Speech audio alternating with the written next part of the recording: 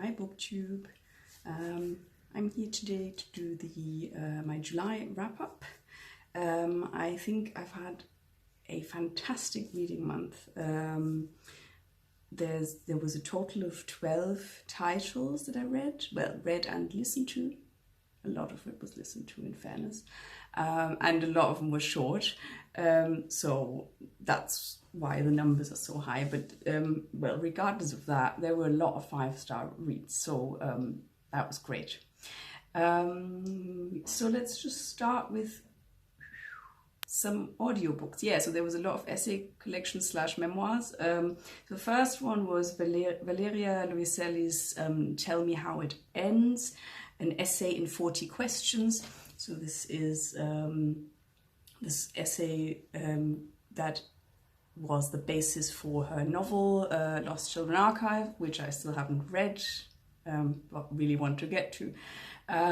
This is a quite short piece. I listened to it on Scribd, and the essay is structured around the 40 questions that are in a questionnaire that she helped translate when children who are undocumented come into the US, and lawyers need these answers to basically build a case to help them get a status to be able to stay in the US. And so with each question, she sort of explains the difficulty in even answering the questions for the children, and how this sort of, the way these questions are asked really are, well, basically try to make it as hard as possible for people to actually be granted status. So yeah, really well written. I thought the structure was really good. It was 5 stars. And I look forward to reading her novel at some point. And then the next one was an essay collection. It was Trick Mirror by Gia Tolentino. This was rather mixed, to be honest. I mean, a lot of collections are, but this one did not convince me, let's put it that way. So she can definitely write, but I found the mix here so weird. The tone of the different essays was, so vastly different, and with the topics as well that she chose to write about. So it was grating, to be honest. So for example, there is one essay that's, probably one of those outstanding ones that I thought was really good, and it's about rape culture on American campuses. But, in the same collection, you'll find another essay where she talks about her experience as a teenager on one of those reality TV shows. And another one that talks about some fitness trend called bar, which is, some overpriced, rigorous fitness class based around ballet moves that women pay a lot of money to go to. And I don't know, it just seemed vapid, even though of course she makes some good points about beauty standards and how damaging, beauty ideals are and that sort of thing. But, that next to an essay about rape culture, it just didn't come together for me. So yeah, don't know. I can't wholeheartedly recommend the collection, but there were a few good essays in it. So yeah, it was 3 stars just on the basis of the good ones. Otherwise, it could have probably been lower. Then the next one was Quiara, Alegría, Hudes, My Broken Language. Now this one is, in my opinion, a fantastic memoir. Quiara, Alegría, Hudes is a playwright. And she basically in this memoir speaks about, well, obviously about her upbringing and her coming of age, and about sort of the difficulty and the search for identity and belonging. She is biracial. Her father was Jewish and her mother is Puerto Rican, and they are very, very different people in terms of their attitude to religion, and she grew up speaking only English when her father was around, and Spanish only came out if he was not in the room.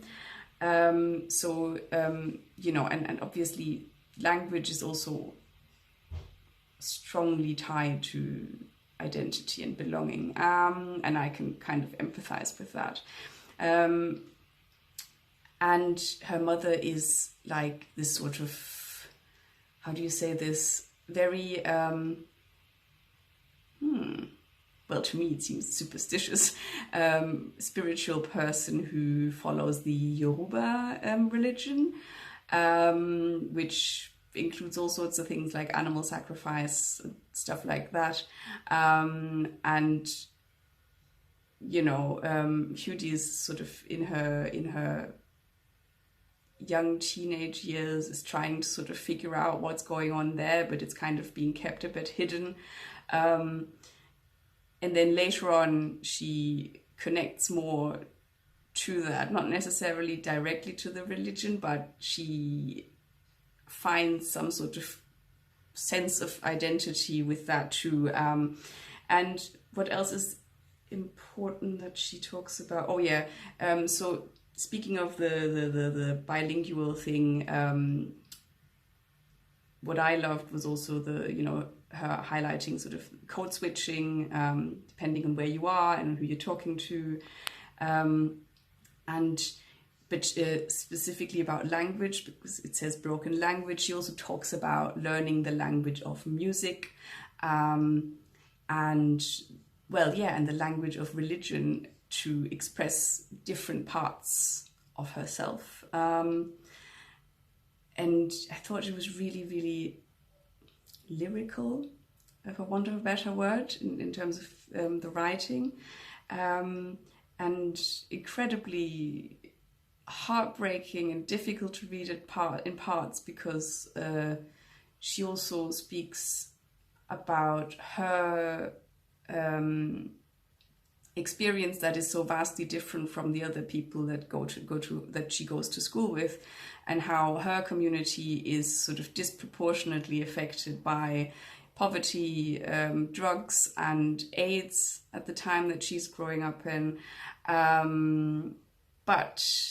Yeah, ultimately it's a very beautiful memoir. It's really powerful how she finds a way to connect to her family, and to her, I guess, her heritage. And yeah, 5 stars for me. Really good memoir. Then the next one was another memoir. A memoir in essays, I think what it's called, is Constellations by Sinéad Gleeson. And this is the sort of difference. I mean, okay, so this is not strictly just an essay collection, it's a memoir in essays. But this is the type of thing where, to me, you know, in comparison to this Tolentino trick mirror thing, this is just so much better in quality and in its focus.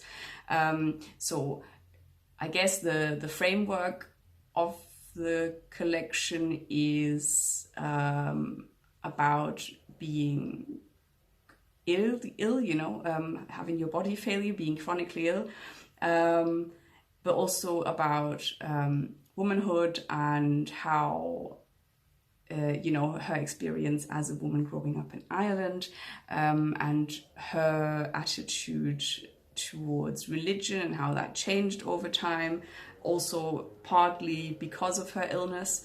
Anyway, it's really, really beautiful, very moving, and yeah, I just thought, now in comparison to that other one, it's just way more focused and just worked a lot better for me. So another 5 stars. Then I started on a few very short books. because there was some challenge on Instagram about reading short books, and I thought that would be fantastic to, because I was in a bit of a slump with the other book I was reading that I haven't finished. And so the next one I picked up was Jaimie Batchan's Siphonophore. 5 stars. I've already spoken about it. I made a single book review about it, which is my first one, so I'm not going to go into it.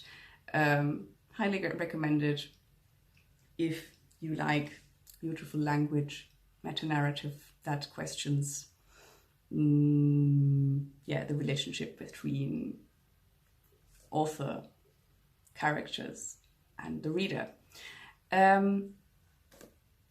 If you're more interested, go and watch the video review. Then I finally finished Roya Marsh's Daylight, which is also fantastic. It's incredibly powerful, and not just because of the themes that she speaks about, which is queerness, being black, being a black butch lesbian, childhood trauma, child abuse, and so on. So obviously those are all very heavy topics, I guess, but she has such an amazing way with words. She uses such brilliant imagery and metaphors, and they just work so well, you know. It's just, I was blown away by it. And the only reason I didn't finish it when I first got it is because I didn't want to gorge myself on it. But so glad that I finally finished it. Brilliant, brilliant collection. Then what did I read next? Oh, that was another audiobook. It's that short story by Anna Burns, Mostly Hero. That was also on Scribd. That was a bit of a letdown after loving Milkman so much. Possibly because, I mean, it is sort of a parody on superhero stories, and to an extent the parody aspect of it worked, but I don't know, I was just not very engaged. I wasn't interested enough in the characters, I guess. I can't say much about it. I listened to it whilst I was doing stuff and it was fine, but 3 stars. It's not a must read for me. Then we have, what else was there? That was another memoir that I loved. Nikesh Shukla's Brown Baby, a memoir of race, family, and home. So, this centers around, basically it's written as if it's sort of a book that he is addressing to his daughter, his firstborn daughter, and he reflects on life in Britain as a brown person. He tries to reflect on how he should bring up his daughter, how he should empower her and how he should talk to her about difficult topics. And a huge chunk of it is also his grief for his mother, whom he lost, I think, just before the birth of his daughter. And, him working through that. And also how he talks to his daughter about death and about grief, that sort of thing. And it's just brilliant. I don't know if maybe,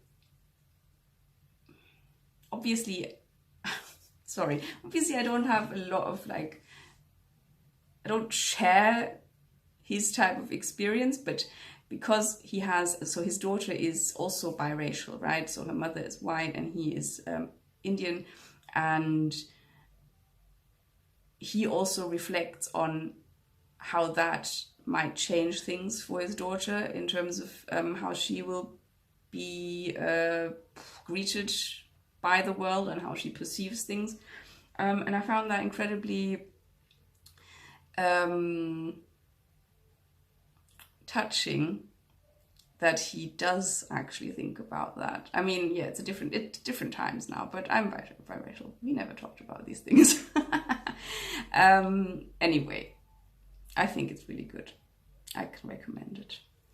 Then the other one, well, it's not really a book. It was one of those Audible exclusive podcasts. It's called The Rise of the Iron Men, which is just 6 episodes, looking at, in each episode looks at a different sort of, what do you call it, far-right populist who is in power or was in power at the time of producing this. So there's Viktor Orban, Erdogan, Bolsonaro, Boris Johnson, Trump. Is Trump actually even in it, or do they just compare everyone to Trump? I can't remember now. Anyway, I'm sure I've forgotten somebody now, but yeah, clearly because I didn't name 6 people. So yeah, it just looks at sort of their rise to power and how they use social media. And yeah, so their kind of relationship with social media, but also with journalism. And considering how short the episodes were, I thought it gives a really good overview of that. Obviously, it can't be a deep dive. They're like 35 minutes long or something.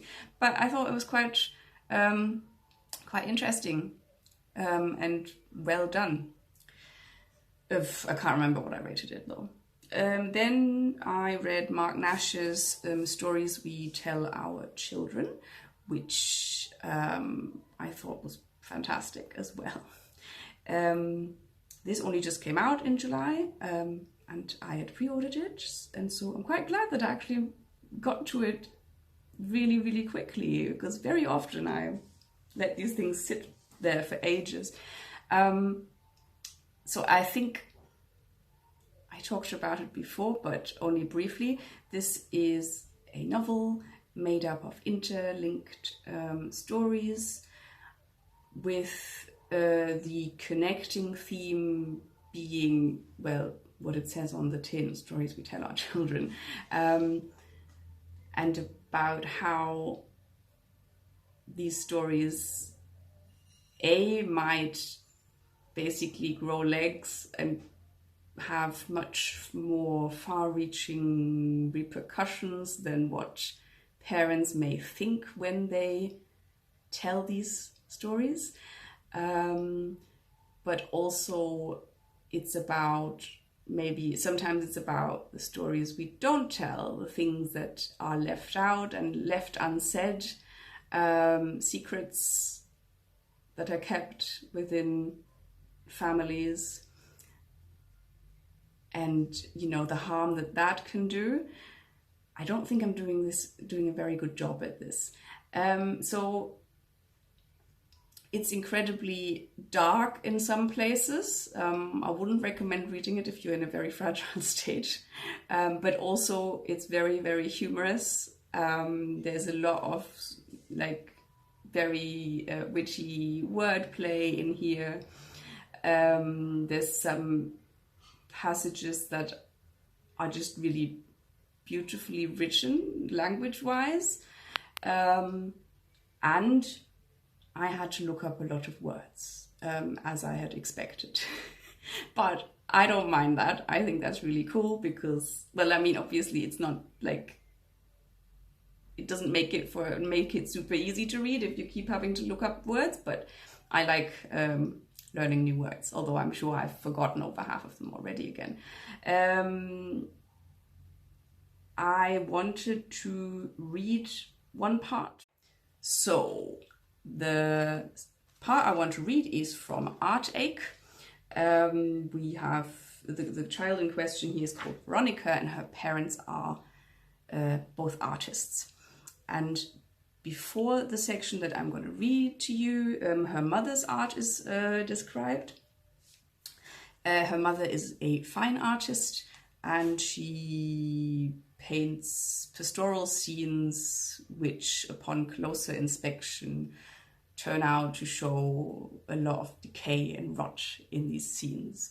But that's not the part I want to read. I'm going to read the part about her father.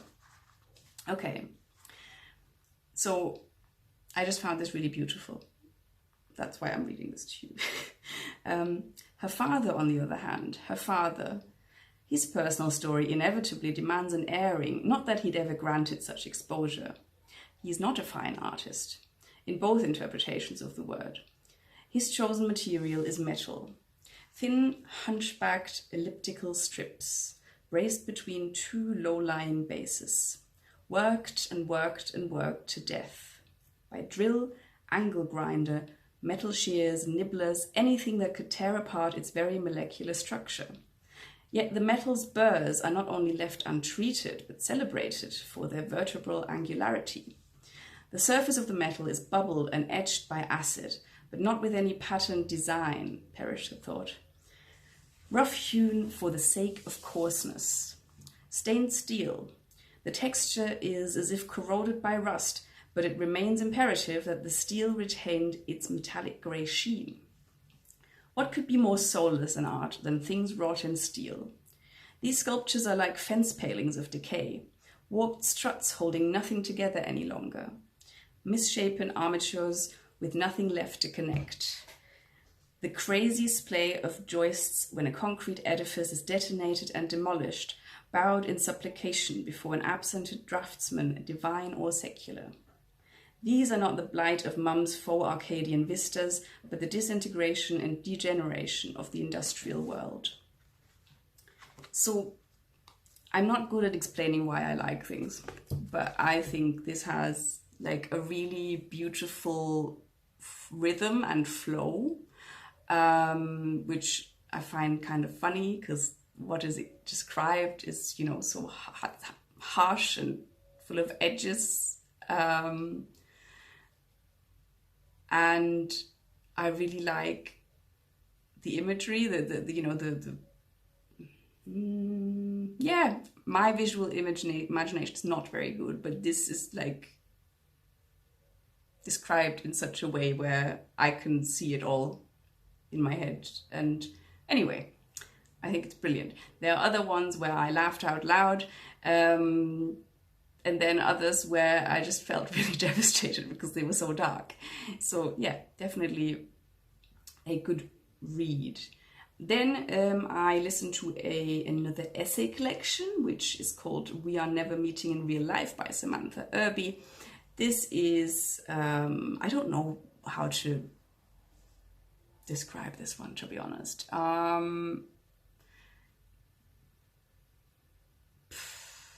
I think she's a blogger, and I think it shows. She's very funny, even when she's describing, I guess, you know, her own trauma and the repercussions of that. And I found a lot of it quite touching, but she's also very crass, which, you know, some people might find offensive. I don't mind. But it was